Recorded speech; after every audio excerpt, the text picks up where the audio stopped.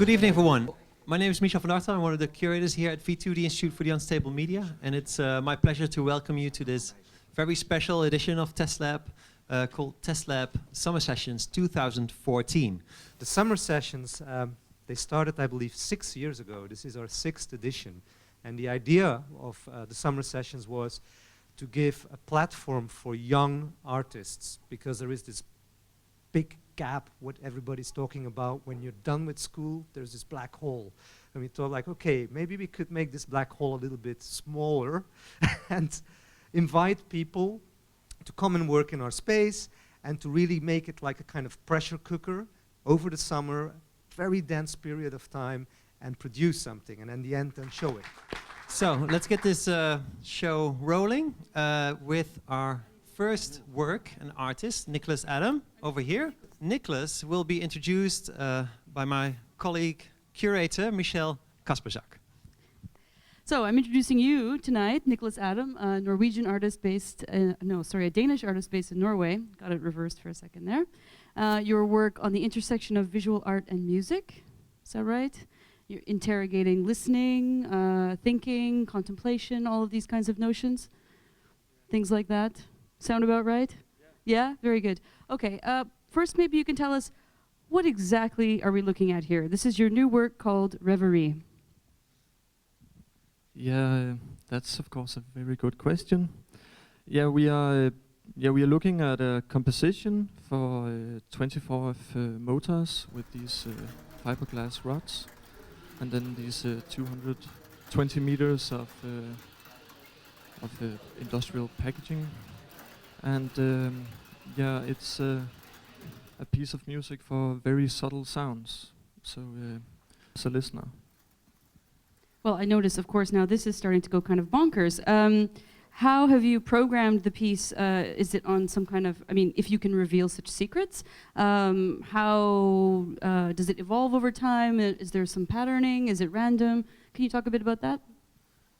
Yeah, the industrial packaging instrument thingy is constantly moving up and down to create these very small plastic knittering sounds, and once in a while they move a bit faster. And this is random. The other one is programmed in a way so it has different states it can go to, and the duration of each state and the sequence of them is also random.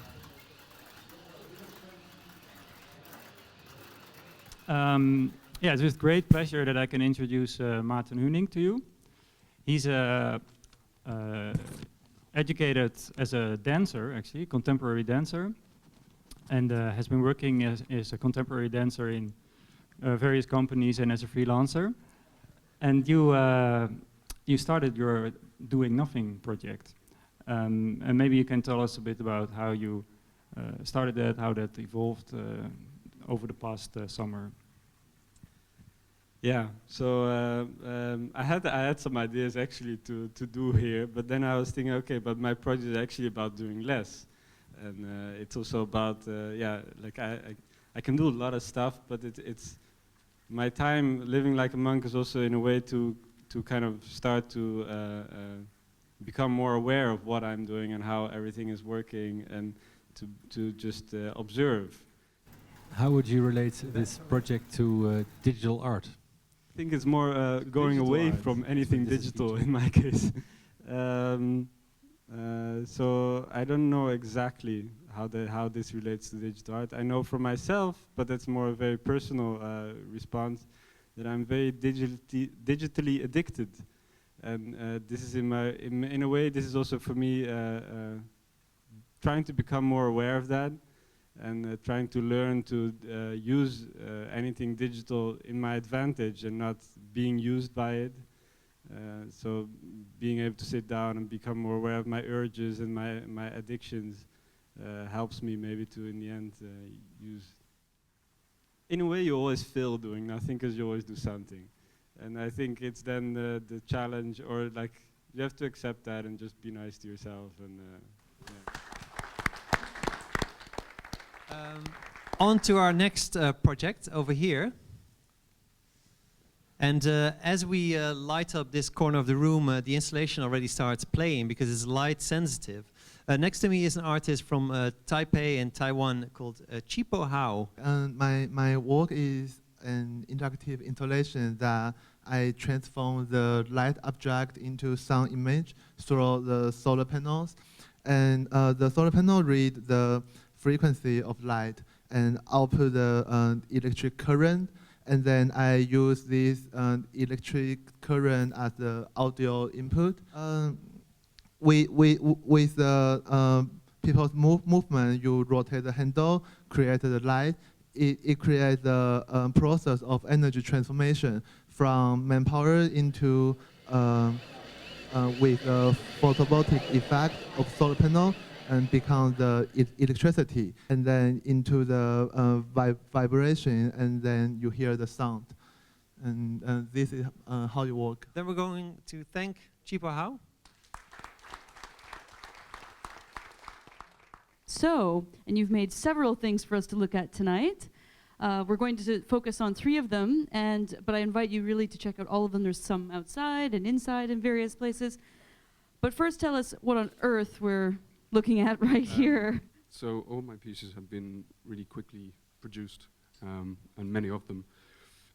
This is a prototyper, I guess, or a 3D visualizer, and it basically embodies a lot of the works here, or at least the methodology towards it. What we have is air pressure, proximity, and these beautiful gloves and pin push toys. So when you're coming close, of course, it's getting... but of course, this is the first prototype. So let's talk a little bit about how quickly you made these rapid prototypes and how you iterate through things, because I think that's also kind of interesting, since you made several things. Yeah, I mean, a lot of the good ideas didn't make it to the show. So you ended up with this, I'm afraid. We have a teapot over here, which is a Utah teapot. This is a standard reference object in the graphics 3D modeling world. I found one on eBay. It's quite rare. So I smashed it and put it back together with the new silicone rubber substance that fixes products. It's sort of a duality between reality and actually fixing things in the real world. Yeah, but what else do I have? And the flag? And the flag is outside, and there is a little animation that goes with the flag outside, and that's a revolutionary flag. Why need to burn another flag when you have this one? Okay, thank you, Michelle. Thank you, Jota. Thanks.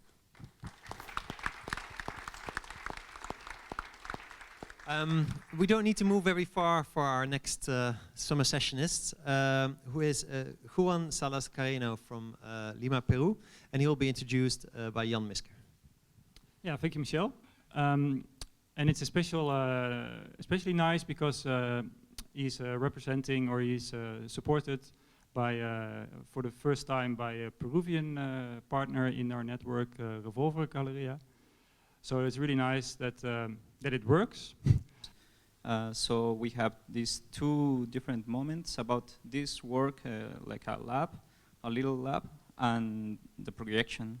And I choose the second, in the second screen, this imitation of the Delft Blue to talk about the place where I am now, and to talk about you with this kind of imitation, and I find really nice to have an imitation, and also it's something like a cultural element, and also a landscape, something like the ground, and to figure it out, we all are spinning with the work.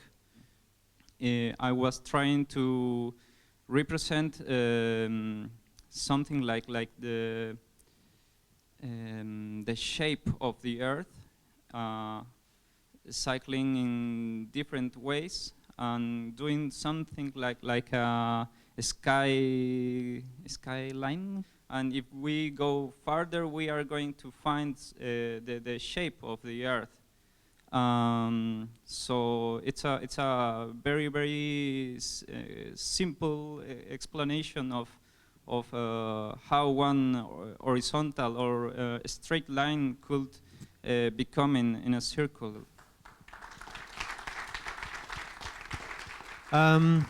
And for this next piece, which includes a demonstration, it's actually best if you guys move over here, because we're going to look at the work of an artist duo from Beijing called INC, which is short for Iris Long and Cedar Zhao. And they were sent to us in this summer session network by the Kronos Art Center, our summer session partner in Shanghai. Both have a background in art and design. So today, a lot of travelers today do a lot of things predetermined by all kinds of travel apps. The TripAdvisor tells you which places to visit, or all this kind of stuff. You have to make your schedule ahead of time. You have to book your hotel. You have to know everything exactly what's going to happen in your journey. But somehow we feel like the real feeling of talking to real people, or the feeling of engaged in the local conversation, got lost in this kind of predetermined schedule stuff. So that's our initial idea, is to have this sort of as a avatar of a traveler who can do nothing but talk. Virtual travel, or this, conversation only travel from anywhere else in the world, and to explore the city via this little device. It's like when you use Siri, you press and say blah blah blah. Okay, so when you hold the button, you're recording Yes. an answer. This is my first day in Rotterdam. Yes. Okay. Yeah, so now what happens? So what she just said will fly into my personal SoundCloud account, and which is basically this archive. So people can listen to this from this website. Okay, so actually, all the data have been submitted on the website. So you can scroll all the data and the people's conversation through this way. That's for everyone.